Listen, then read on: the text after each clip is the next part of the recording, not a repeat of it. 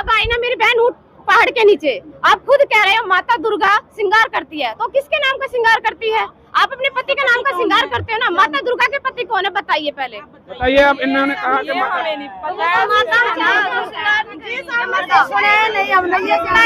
माता दुर्गा के पति होते हैं। माता का पति नहीं होता है, पता ही नहीं था, हमने ये ज्ञान कभी सुना ही नहीं। देखिए नॉर्मल आदमी, कोई भी औरत है जब उसका पति होगा तभी तो वो श्रृंगार करेगी ना। आप ही बोल रहे हैं तो भाई माता का पति कौन है? इनका कहना है उस माता का पति तो होगा, फिर जब वो श्रृंगार करती है तो ये कैसे कह सकती है कि माता का पति? आप दिखाइए प्रमाण। ये देखिए प्रमाण लेके आ गए हैं। देखिए ये देवी भागवत पुराण है, इसमें देखिए ये प्रमाण है, ये पढ़ के दिखाएंगे। देखिए आप देखिए, पहले दर्शकों को भी दिखा दें, देवी भागवत पुराण है ये देखिए। हाँ, उस साइड कैमरे की साइड दिखा दूं, ये देवी भागवत पुराण है, ये देखो। गीता प्रेस गोरखपुर से ही है, ये हमारी लिखी हुई नहीं है। तीसरा स्कंद है इसका, देखिए यहाँ खोल के दिखा देते हैं। ये देखिए तीसरा स्कंद है, किया हुआ है। पढ़ के सुना दीजिए। तुम शुद्ध स्वरूपा हो, यह सारा संसार तुम्ही से उद्भासित हो रहा है। मैं ब्रह्मा, ये देखिए खुद कह रहे हैं, मैं ब्रह्मा और शंकर हम सभी तुम्हारी कृपा से ही विद्यमान है। यानी कि वो उनके पुत्र हुए और वो बता रहे कि हम सभी आपसे ही विद्यमान है। तो हमारा आविर्भाव यानी कि जन्म और तिरोभाव यानी कि मृत्यु करता है, केवल तुम ही नित्य हो और जग जननी हो। प्रकृति, माता दुर्गा को प्रकृति भी बोला गया है, इसमें स्पष्ट है। और सनातनी देवी हो, इसको सनातनी देवी बोला गया है। दुर्गा है, प्रकृति है, वो एक ही है। और ब्रह्मा विष्णु महेश की माता है वो। ये देखिए आगे भगवान शंकर बोल रहे हैं, देवी यदि महाभाग विष्णु तुम्ही से प्रकट हुए हैं, तो उनके बाद उत्पन्न होने वाले ब्रह्मा भी तुम्हारे ही बालक हुए। यानी कि ब्रह्मा और विष्णु शिव तीनों ही बालक हैं।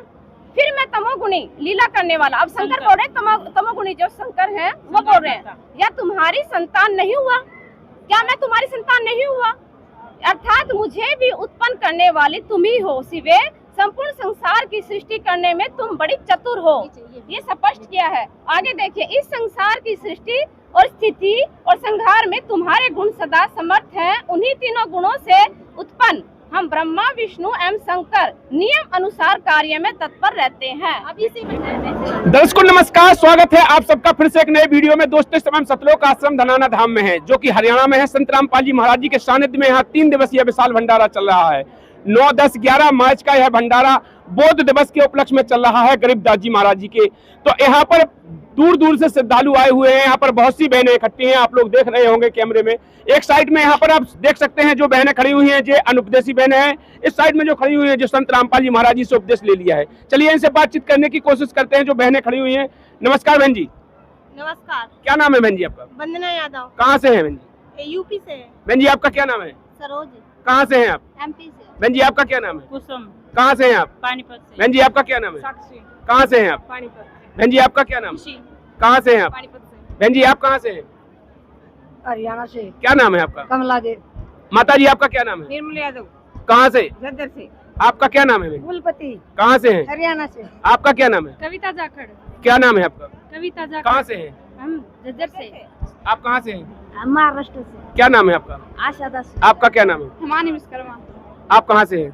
एमपी से, जिला सीतापुर। यहाँ से देखा दोस्तों, एमपी से, हरियाणा से, महाराष्ट्र से दूर दूर से बहनें आई हुई हैं संत रामपाल जी महाराज जी का समागम को देखने के लिए।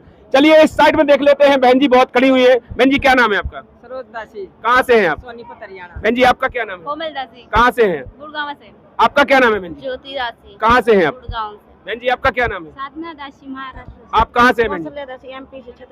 आपका क्या नाम है माता जी? संतोष दासी। कहाँ से हैं आप? हरियाणा जद्दर से। आपका क्या नाम है बहन जी? पूनम देवी दासी। कहाँ से हैं आप? रोहतक से।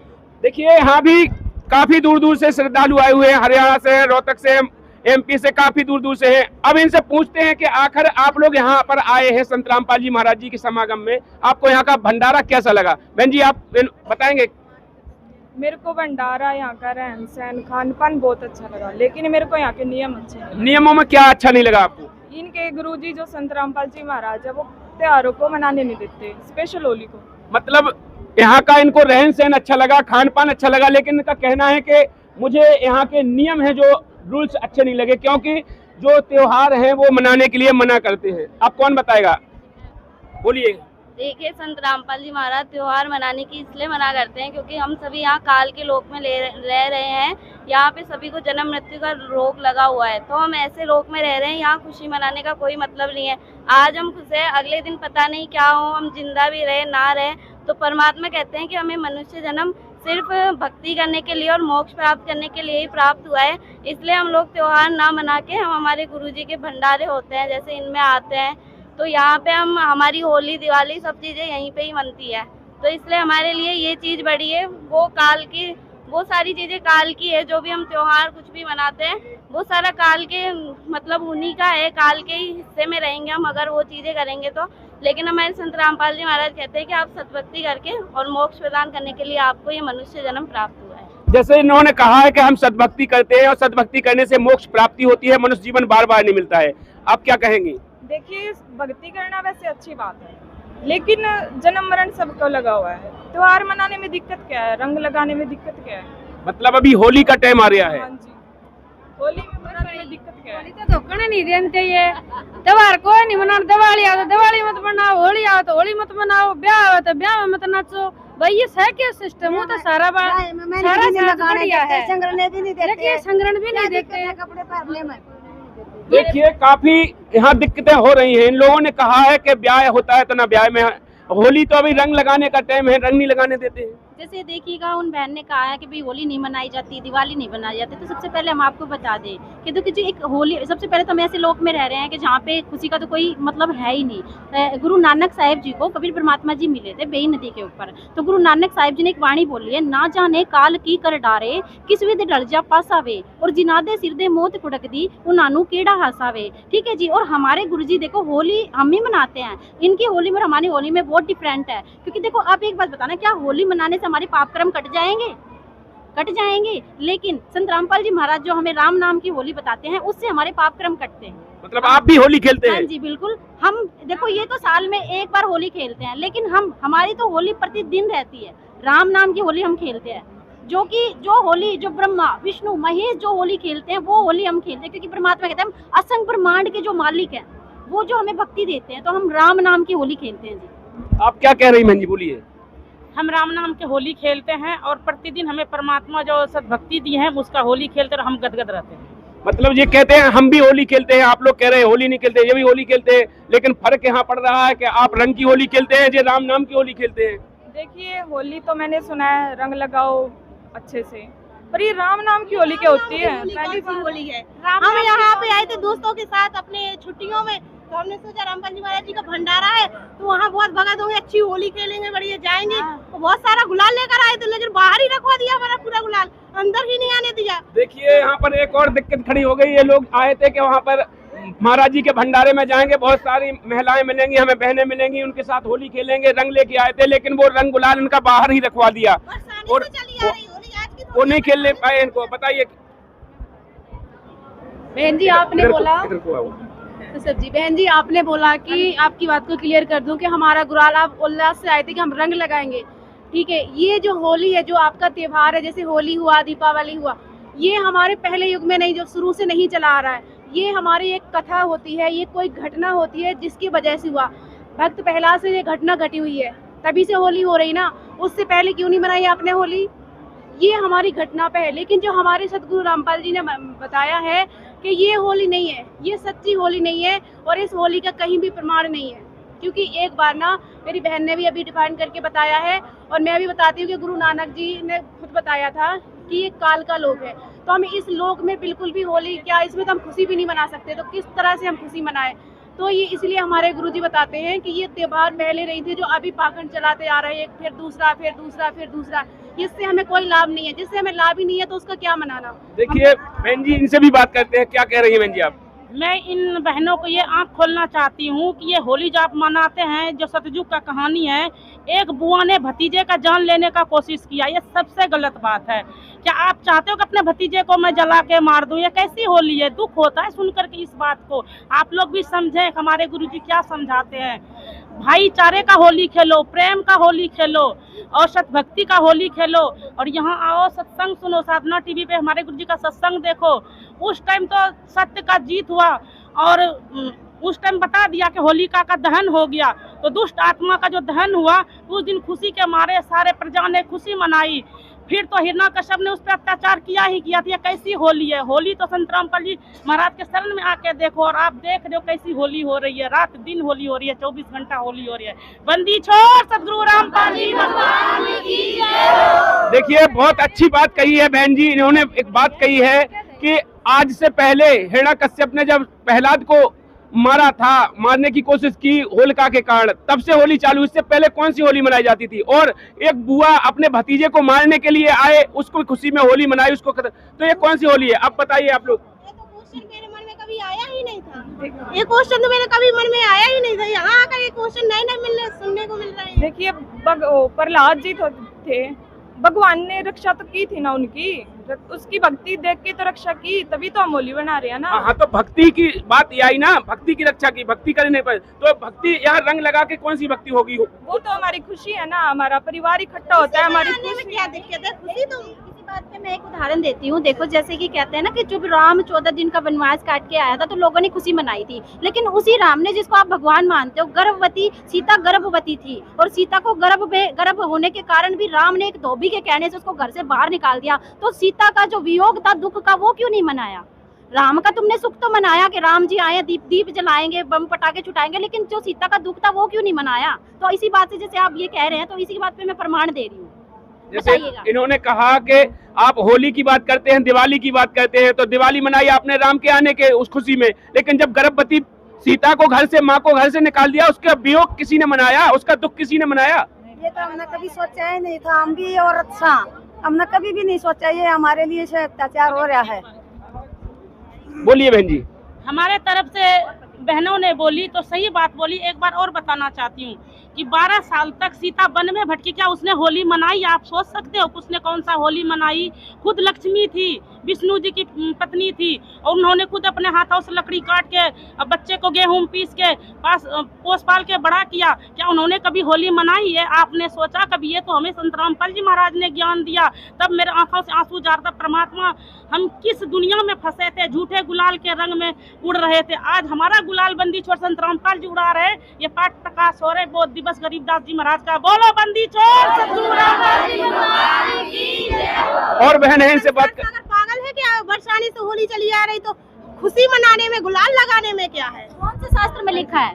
बहन, आप नाराज किस लिए हो रहे हैं? हम तो बाप पसारे खड़े हैं। आओ मेरे भाई बहनों, हम तो आपका स्वागत कर रहे हैं। आप आइए, बोल राम राम की। बोलिए बहन जी, क्या कहना चाहते हैं? हाँ जी। अरे मेरी बहन, आप नाराज किस लिए हो रहे हैं? हम तो बाप पसारे खड़े हैं। मेरी बहनों, आओ, और आपका स्वागत है। राम नाम की होली खेलेंगे मिलकर। हम सब एक साथ भंडारा करते हैं, एक साथ ज्ञान चर्चा करते हैं, और असली राम को जानते हैं। आओ, हम आपका स्वागत कर रहे हैं। आप नाराज ना हो। आप असली राम को कैसे बताएंगे? कोई ग्रंथ में प्रमाण दिखाएंगे क्या? हाँ जी, बिल्कुल, ग्रंथों में प्रमाण है कि कबीर साहब भगवान है। हम दिखा सकते हैं आपको। चलिए, इनको प्रमाण दिखाते हैं।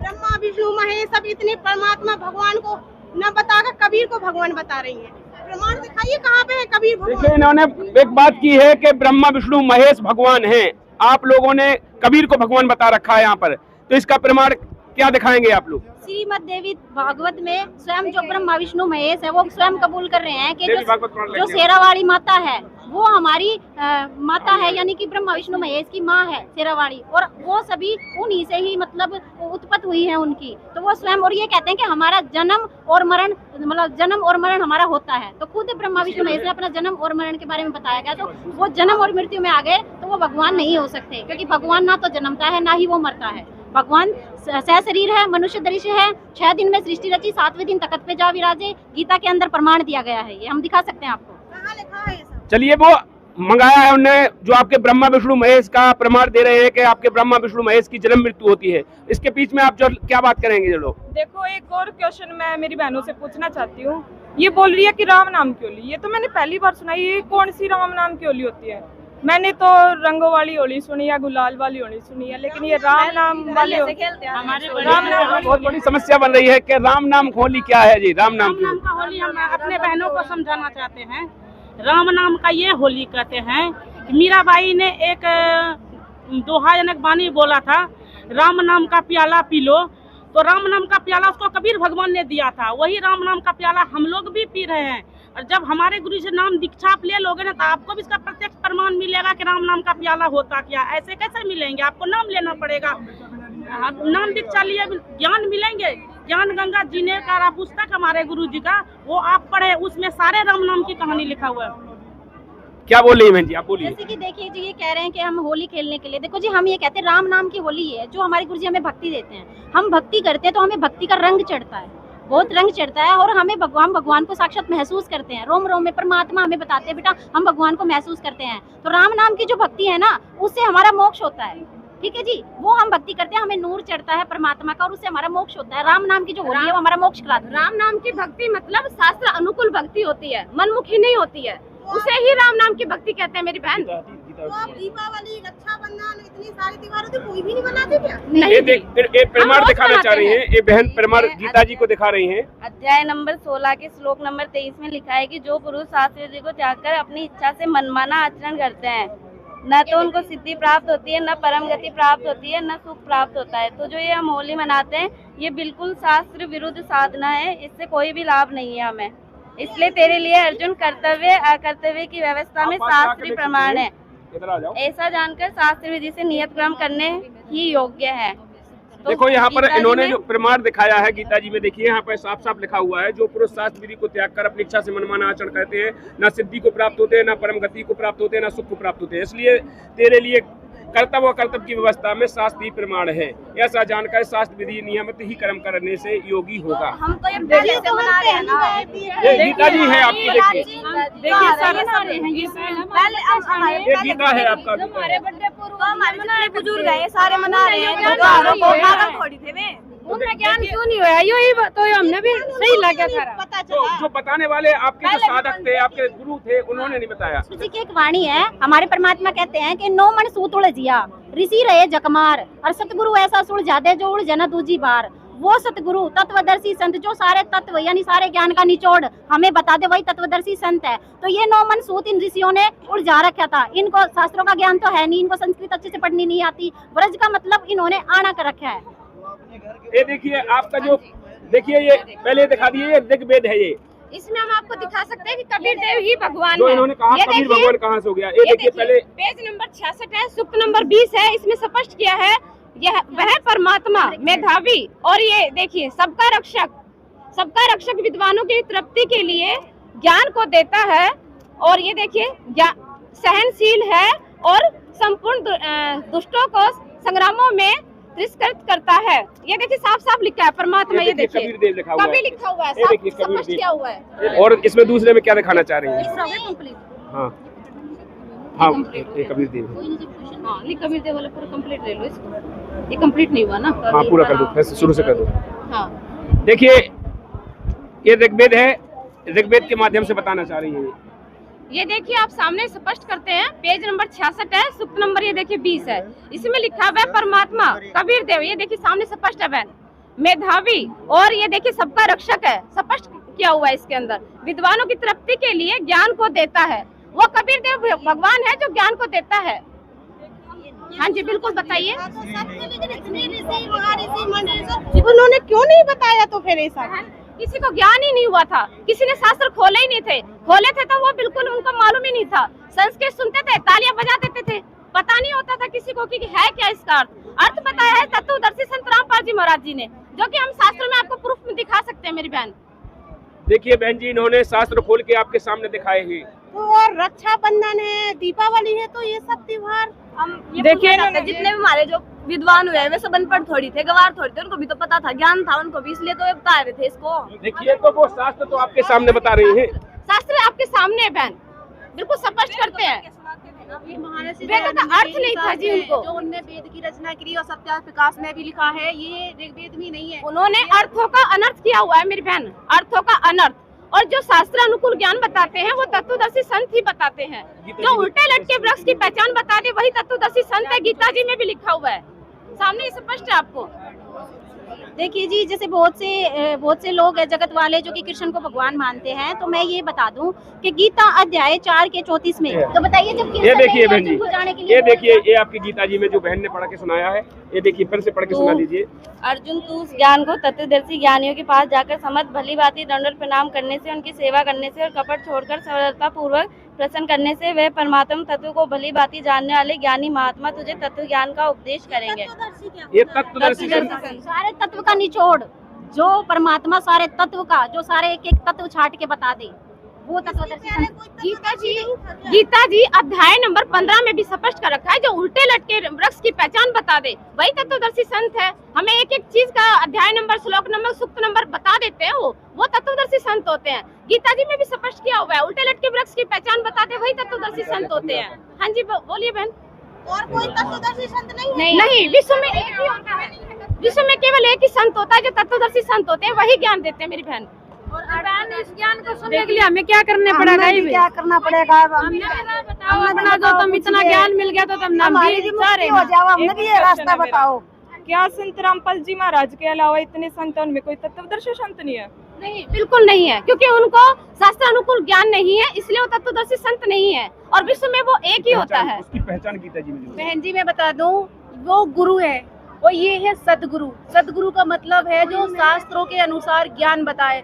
तुम्हारे जो गुरु हैं, जो अन्य गुरु हैं, उनने कभी भी शास्त्रों को खोला नहीं है, लेकिन मेरे गुरुजी ने ऐसे उंगलियों को देख देख के मतलब बताया है, ऐसे बच्चों की तरह पढ़ाया है और बताया है, तो उनको हम सतगुरु कहते हैं। और तत्वदर्शी का बता दूं, तत्वदर्शी वो होता है जो बहुत तत्व को जानता है। उनकी पहचान क्या होती है? ये तत्वदर्शी संत की पहचान होती है। आदि पुरुष ऊर्ध्व मूलम अर्ध शाखम अश्वत्थामम रमु अभयम छंदासी यस पर्णानि या तम वेदसाह वेदंती।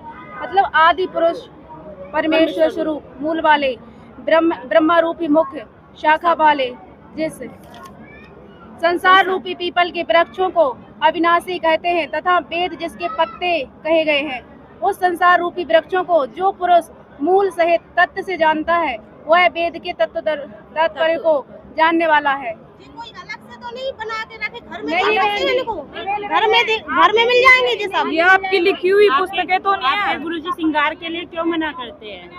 यहाँ पे देखा तो कोई बहनें पता नहीं शादीशुदा है कि बिना शादीशुदा, कोई पहले बिछिया ये सब क्यों नहीं कर रहे हैं? पहले आप अपने फर्स्ट नहीं लगाया जा रहा। अपने पहले क्वेश्चन पे आ जाइए, दूसरे का भी जवाब ये तो चलो समझ में। पहले क्वेश्चन पर आ जाइए। आप कह रहे हैं हमारी बनाई हुई है, ये देखिए आप इसमें देख सकते हैं, प्रकाशक एवं मुद्रक, ये देखिए गीता प्रेस गोरखपुर, ये कोई हमारी बनाई हुई नहीं है, ना हमारे गुरुदेव जी की बनाई हुई है। पहला प्रश्न का जवाब। अब दूसरा बताइए आप। श्रृंगार के लिए क्यों मना करते हैं? श्रृंगार के लिए क्यों मना करते हैं? श्रृंगार के लिए बहन इसलिए मना करते हैं, ये एक पाखंड है, इसमें साथ में क्या है, गलत चीजें मिक्स होती है, उससे भी वो हमें साइड इफेक्ट करती है। साथ में हमें इन चीजों का यूज नहीं करना चाहिए, सादगी में ही सब कुछ होता है मेरी बहन। इतनी सारी बातें करते हैं, अभी तक साइड इफेक्ट कुछ नहीं रहा, साइड इफेक्ट आने लगे हैं। पूर्वज भी तो करते आए ये परंपरा। बोलिए बहन जी, आपका क्या कहना है? आपने हमसे पूछा कि ना पता चल रहा शादीशुदा है कि कुंवारी है, ना बिछुआ ना पायल, ये तो आडंबर है। हम इस आडंबर मानते हैं, ये समाज के दबाव के कारण हमें पहनना पड़ता है। जब समाज ही सुधर जाएगा फिर आडंबर भी उतर जाएगा। जैसे हमारे परिवार सारे सुधर गए, हमें पति कोई दबाव नहीं देता है तुम सिंदूर लगाओ, मेरे सास नहीं कहते तुम बिछुआ पहनो या तुम ऐसे करो। उन्हें भी संत रामपाल जी महाराज ने जो परमात्मा ने ज्ञान दिया है, उसका ज्ञान उसे संपूर्ण तरह से समझ में आ गया है, इसलिए हमें बेटी बना के रखते हैं। मेरी बात सुनो बहन, जब माँ बाप के घर में कुंवारी रहते हैं, हम बेटी बन के रहते हैं, तो फिर हमारे ऊपर माँ बाप कोई दबाव नहीं डालते हैं। समाज के वजह से जो कुरीति चल रही है, कुरीति के वजह से देखो ब्याह शादी में आप लोग कितना डीजे बजाओ, डांस करो, और कल गाड़ी पलट गई तो फिर सारे दूल्हे भी खत्म, दुल्हन का भी सब आडंबर खत्म, तो क्या हो गया आपको? आप बताओ। अगर कल का आपको बता दे कि हमें कैंसर हो गया है, एक सेकंड, श्रृंगार के बारे में, कैंसर हो गया है और आपको 1 किलो सोना चांदी नेकलेस बड़े बड़े जेवरात हीरे मोती दे देंगे, आपको मौत नजर आएंगे, वो जेवरात और श्रृंगार नजर आएंगे। आप मुझे प्रश्न का उत्तर दो। बोलिए। श्रृंगार करने से तो हमारे पति की उम्र लंबी होती है, बोलिए बहन जी। देखो जी, मैं आपको ये कहना चाहूंगी, जो पहले जो हमारा समय बीत गया, उस समय कोई भी लेडीज इतना नहीं करती थी जो सब चीजें अभी हम कर रहे हैं, ठीक है। और हमारे गुरुजी ना श्रृंगार को नहीं छुड़वाते, वो जो फालतू की चीजें है ना वो उनको छुड़वाते हैं, ठीक है जी। और एक बात बताना, पहले के ये कहते कि जो पहले की जो बहुएं थी वो अपने घर में ही मेकअप करती थी, ठीक है जी। और जो मेकअप ज्यादा मेकअप करती थी वो रंडिया करती थी, जो नाचती थी, नाचने वाली जो बाहर से आती नहीं जी, हाँ, जो नाचने वाली बाहर से आती थी वो ज्यादा वो करती थी, समझ रहे हो जी। हाँ जी, गलत आचरण वाली महिलाएं जो होती है वो करती है ये सब। एक सभ्य महिला को ये शोभित नहीं करता है, ये शोभित नहीं करता सभ्य महिला को।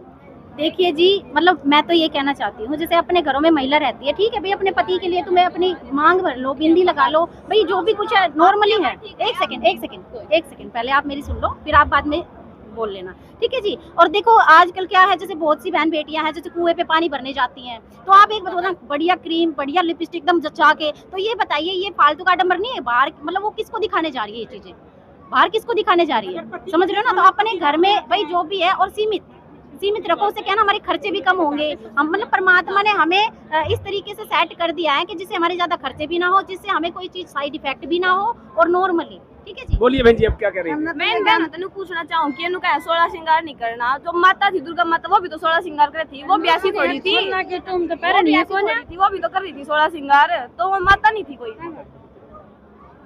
देखिए, अगर वो बोलिए, बोलिए।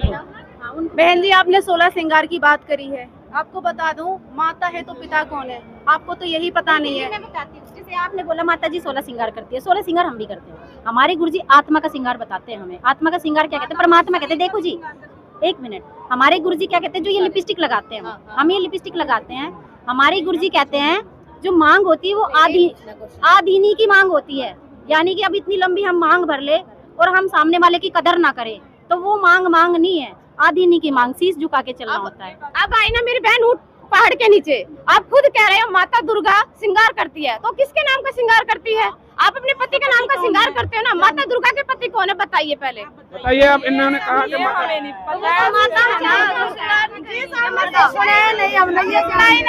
दुर्गा के पति होते हैं, माता का पति नहीं होता है, पता ही नहीं था, हमने ये ज्ञान कभी सुना ही नहीं। देखिए, नॉर्मल आदमी, कोई भी औरत है जब उसका पति होगा तभी तो वो श्रृंगार करेगी ना। आप ही बोल रहे हैं, तो भाई माता का पति कौन है? इनका कहना है उस माता का पति तो होगा, फिर जब वो श्रृंगार करती है तो ये कैसे कह सकती है कि माता का पति? आप दिखाइए प्रमाण। आप हमारे, हम कुछ क्वेश्चन करते हैं, आप हमारे उन क्वेश्चनों का जवाब दे दो, ठीक है जी। कौन ब्रह्मा का पिता है, कौन विष्णु की माँ, शंकर का दादा कौन है, हमको दे बता। दुर्गा माता अष्टंगी का पति कौन है बताइए। ब्रह्मा विष्णु महेश के माता पिता कौन है, और अष्टंगी जो शेरा वाली है उसके पति कौन है? आपकी बात मान लेना, प्रमाण तो दिखाओ। बिल्कुल प्रमाण दिखाएंगे प्रमाण, 2 मिनट। जैसे ऊपर कभी सोचा ही नहीं था, ब्रह्मा विष्णु महेश के आगे कुछ जानते ही नहीं है, तो क्या बताएंगे? शास्त्रों के आधार। बोलिए। आपको ब्रह्मा विष्णु महेश सिर्फ आप बोलते हो अविनाशी है, हमने बहुत सारे कथावाचक को पहले सुन रखा था अविनाशी है, ठीक है बहन, बुरा मत मानना, ठीक है, हम आपको समझा रहे हैं, अगर आप भी बोलोगे तो हमें बुरा नहीं लगेगा, मेरे गुरुजी ने ज्ञान समझा दिया है। ब्रह्मा विष्णु महेश पहले वो माता के गर्भ से जन्म लिया है, और उसका भी उत्पत्ति है, जन्म मरण है, कितना आयु है, वो सब कुछ हमारे गुरुजी ने बताया है। आपको ये पता था कि ब्रह्मा विष्णु महेश का जन्म हुआ है और उसका मृत्यु भी है? ये सब हमें किसी पूर्वज ने बताया, न तो पंडितों ने बताया। नहीं हमारी यहाँ तक नहीं, सब करते थे मम्मी पापा हमारे पूर्वजों ने बार मनाने बताया था, ये तुम छुटवान लग रहे हो और मरते हमने नहीं सुना था ये ज्ञान। मतलब माता का पति, इन्होंने कहा है कि माता का पति है। आप जिनको कह रहे हैं ब्रह्मा विष्णु महेश अजय अमर, उनके ये बता रहे हैं कि उनकी जन्म मृत्यु होती है, उनके माता पिता होते हैं। ये सारा प्रमाण, ये देखिए प्रमाण लेके आ गए हैं। देखिए ये देवी भागवत पुराण है, इसमें देखिए ये प्रमाण है, ये पढ़ के दिखाएंगे। देखिए आप देखिए, पहले दर्शकों को भी दिखा दें, देवी भागवत पुराण है ये देखिए। हाँ, उस साइड कैमरे की साइड दिखा दूं, ये देवी भागवत पुराण है, ये देखो। गीता प्रेस गोरखपुर से ही है, ये हमारी लिखी हुई नहीं है। 30 स्कंद है इसका, देखिए यहाँ खोल के दिखा देते हैं। ये देखिए 30 स्कंद है, स्पष्ट किया हुआ है। पढ़ के सुना दीजिए। तुम शुद्ध स्वरूपा हो, यह सारा संसार तुम्ही से उद्भासित हो रहा है। मैं ब्रह्मा, ये देखिए खुद कह रहे हैं, मैं ब्रह्मा और शंकर हम सभी तुम्हारी कृपा से ही विद्यमान है, यानी कि वो उनके पुत्र हुए, और वो बता रहे कि हम सभी आपसे ही विद्यमान है। तो हमारा आविर्भाव यानी कि जन्म और तिरोभाव यानी कि मृत्यु करता है, केवल तुम ही नित्य हो और जग जननी हो। प्रकृति, माता दुर्गा को प्रकृति भी बोला गया है, इसमें स्पष्ट है। और सनातनी देवी हो, इसको सनातनी देवी बोला गया है। दुर्गा है, प्रकृति है, वो एक ही है। और ब्रह्मा विष्णु महेश की माता है वो। ये देखिए आगे भगवान शंकर बोल रहे हैं, देवी यदि महाभाग विष्णु तुम्ही से प्रकट हुए हैं, तो उनके बाद उत्पन्न होने वाले ब्रह्मा भी तुम्हारे ही बालक हुए। यानी कि ब्रह्मा और विष्णु शिव तीनों ही बालक हैं। फिर मैं तमोगुणी लीला करने वाला, अब शंकर बोल रहे हैं, तमोगुणी जो शंकर है वो बोल रहे हैं, या तुम्हारी संतान नहीं हुआ? क्या मैं तुम्हारी संतान नहीं हुआ? अर्थात मुझे भी उत्पन्न करने वाली तुम ही हो शिवे। संपूर्ण संसार की सृष्टि करने में तुम बड़ी चतुर हो, ये स्पष्ट किया है। आगे देखिए, इस संसार की सृष्टि और स्थिति और संहार में तुम्हारे गुण सदा समर्थ हैं। उन्हीं तीनों गुणों से उत्पन्न हम ब्रह्मा विष्णु एवं शंकर नियम अनुसार कार्य में तत्पर रहते हैं। अभी से बताया गया है कि उत्पन्न आया है तो कहीं ना कहीं उनकी मृत्यु भी होती है। प्रश्न आपको क्या समझ में आया, आप बताइए। ये प्रमाण देख के तो मेरा दिमाग हिल गया। ये तो हमारे किसी ने बताया ही नहीं था। मैं इनकी बात चलो बड़ी करी, मैंने इनकी बात मान ली, पर इनकी श्रृंगार पे बात हो रही थी ना कि श्रृंगार माता भी तो श्रृंगार करती है। अरे तो यहाँ पर वो माता बोल तो रही है, जब वो उनके बालक है, उसका पति है ना। हाँ तो फिर पति तो है, और औरतों के पति नहीं है, वो भी तो श्रृंगार करने की इच्छा रखती है। पति है, आपको पता था? आपने तो अभी ये कहा कि मुझे पता ही नहीं है।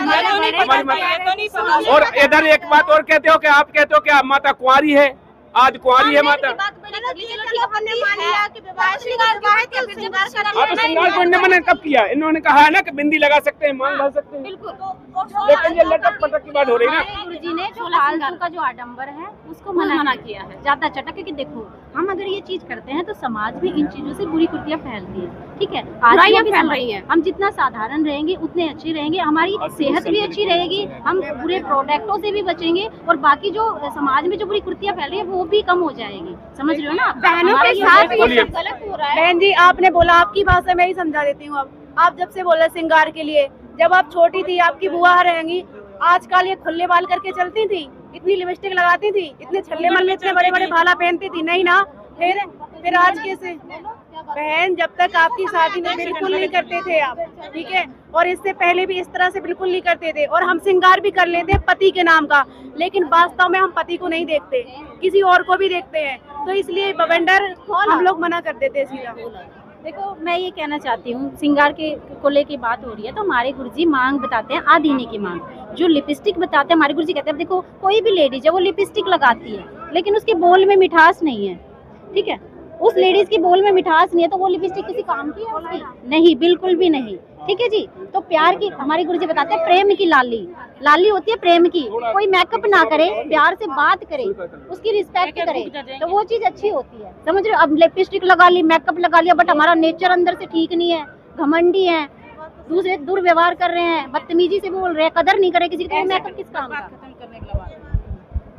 देखो, मेरा कहना ये है कि मतलब जो आप लोग श्रृंगार के बारे में बोल रहे हैं, तो अगर मतलब उस बहन ने बोला है कि मतलब अगर श्रृंगार करते पति का श्रृंगार होता है कि मतलब उनकी आयु बढ़ती है। अगर आपका ये मानना है कि उनकी आयु बढ़ती है तो आप श्रृंगार करते हैं, तो आपके श्रृंगार करते हुए भी पति की मृत्यु तो नहीं होनी चाहिए ना। तो एक तो सवाल ये उठता है कि मतलब पति की मृत्यु नहीं होनी चाहिए। अब फिर परमात्मा ने हमें मतलब वैसे ही भेजा, श्रृंगार करके तो नहीं भेजा था पति ने, वो सॉरी भगवान ने हमें पति करके, वो श्रृंगार करके तो नहीं भेजा था। इंसान नंगा आया था और नंगा ही जाता है, कुछ ना साथ लेकर आता है ना साथ लेकर कुछ जाता है। और कहते परमात्मा कबीर साहब ने एक वाणी कही है, एक वाणी कही है कबीर साहब ने कि नथनी दीनी यार ने तो चिंतन बारंबार, और नाक दीनी करतार ने तो उसको दिया विसार। यानी उस यार ने, हमारे पति ने हमें नथनी दी है तो उसकी चिंतन, उसकी मतलब जो भी होती है उसकी तारीफ तो हम बार बार करते हैं, लेकिन जो हमारी नाक भगवान ने दी है उसकी चिंता, उसको तो विसार दिया हमने। अगर ये नाक ही नहीं होती तो हम नथनी किस में डालते, किसकी कैसी शोभा पड़ते? सेटिस्फाई है हम, आपकी बात से बिल्कुल सेटिस्फाई, आपने प्रमाण भी दिए हैं, हम बिल्कुल सेटिस्फाई। लेकिन हम ये ज्ञान कहाँ देख सकते हैं और ज्यादा? भंडारा देखने आए थे, अब हम नाम भी लेंगे, काफी चीजें जानकारियां पढ़ा लिखा समाज है, पढ़े लिखे हो, इसमें सारे बुक लिखे हैं, ज्ञान लिखे हैं, इनको पढ़ना और भी नाम दिवाओ ज्ञान तो आपने कुछ दे दिया, होली के बहाने आए तो कल परमात्मा की जानकारी तो मिल गई।